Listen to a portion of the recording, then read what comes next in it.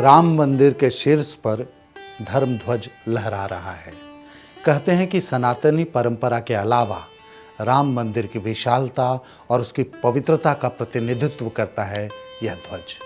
मगर इतना कह देने भर से इस ध्वज का महत्व और उसके प्रतीकों को नहीं समझा जा सकता। इसके लिए थोड़ा विस्तार में जाने की ज़रूरत है। इस पर अंकित प्रतीकों के बारे में समझने और समझाने की ज़रूरत है।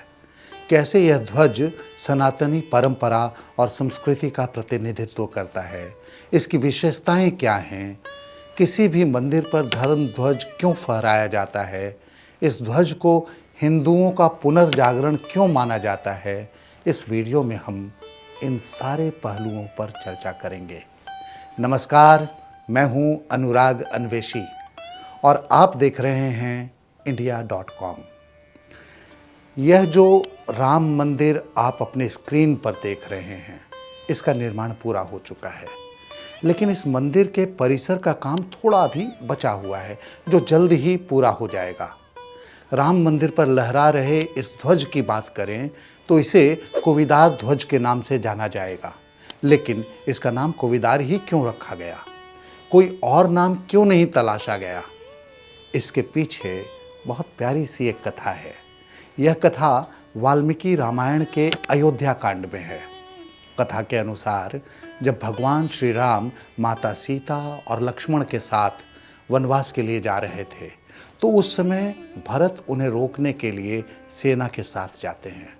सेना का शोर सुनकर जब भगवान राम अपने अनुज लक्ष्मण से पूछते हैं कि यह शोर कैसा है, तो लक्ष्मण उत्तर की तरफ से आ रही सेना की ओर देखते हैं।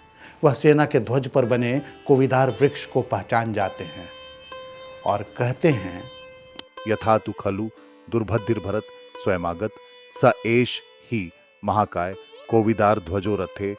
यानी निश्चय ही इस दुष्ट दुर्बुद्धि भरत स्वयं सेना लेकर आया है। यह कोविदार युक्त विशाल ध्वज उसी के रथ पर फहर रहा है। कथा के इस हिस्से से यह पता चलता है कि कोविदार वृक्ष वाला ध्वज अयोध्या की पहचान और प्राचीन धरोहर रहा है। हाँ, यह भी सही है कि भारतीय मानस ने रघुकुल का यह राजध्वज बिसरा दिया था, जिसे राम मंदिर के शीर्ष पर फहराकर पुनर्जागृत किया गया। इसके लिए हमें रीवा के इतिहासकार ललित मिश्रा का आभार मानना चाहिए, जिन्होंने कई शोध के बाद इस तथ्य को खोज निकाला। अब यह कहने की ज़रूरत नहीं कि अयोध्या के राम मंदिर पर फहराए गए ध्वज में अंकित कोविदार वृक्ष श्री राम के रघुवंश का प्रतीक है। इस ध्वज पर ओम का चिन्ह भी है। यह हम सब जानते हैं कि सनातन धर्म में ओम को बहुत ही शुभ माना गया है। यह हिंदू धर्म के शुभ प्रतीकों में से एक है। ऐसी मान्यता है कि इस ओम के प्रभाव से हमारे भीतर सकारात्मक ऊर्जा बनी रहती है। सनातन धर्म के मंत्रों में भी ओम का उच्चार किया जाता है। मान्यता है कि ओम सभी भगवानों का संयुक्त रूप है। राम मंदिर के इस ध्वज पर सूर्य का चिन्ह भी बनाया गया है। मान्यताओं के अनुसार भगवान राम सूर्यवंशी थे। सूर्य देवता के पुत्र वैवस्वत मनु से यह सूर्यवंश प्रारंभ हुआ था। ऐसा कहा जाता है कि जिस समय भगवान राम का जन्म हुआ था, उस समय सूर्यदेव का रथ रुक गया था। उस समय 1 महीने तक रात ही नहीं हुई थी। साथ ही भगवान राम भी सूर्यदेव की साधना करते थे। रावण पर विजय प्राप्त करने के लिए भी भगवान राम ने महर्षि अगस्त्य के कहने पर सूर्यदेव की विशेष पूजा की थी। तो सूर्य का भगवान श्री राम से जुड़ाव और श्री राम के सूर्यवंशी होने के नाते ध्वज में सूर्य को स्थान दिया गया है।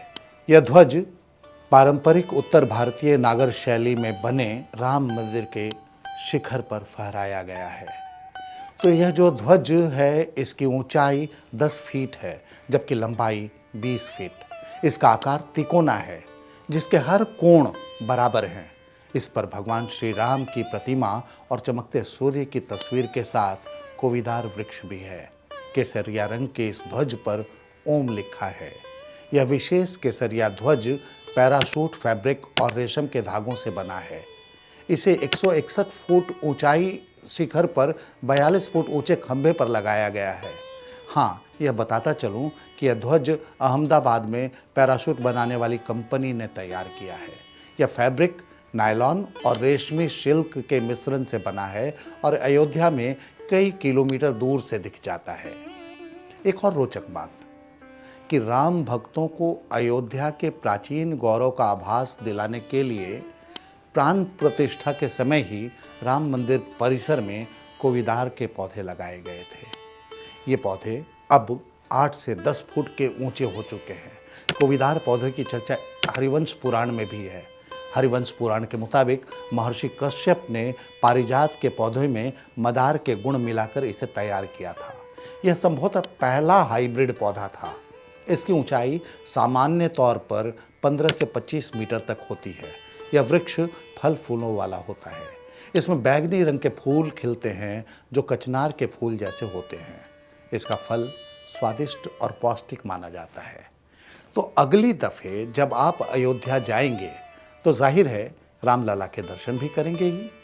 तो जब आप राम मंदिर परिसर में पहुंचेंगे तो ये कोविदार के वृक्ष आपकी सेवा में अपनी छाया और फल फूल के साथ तैयार दिखेंगे। इस खबर में फिलहाल इतना ही। देश और दुनिया की ऐसी ही स्पेशल खबरें देखने के लिए देखते रहें India.com।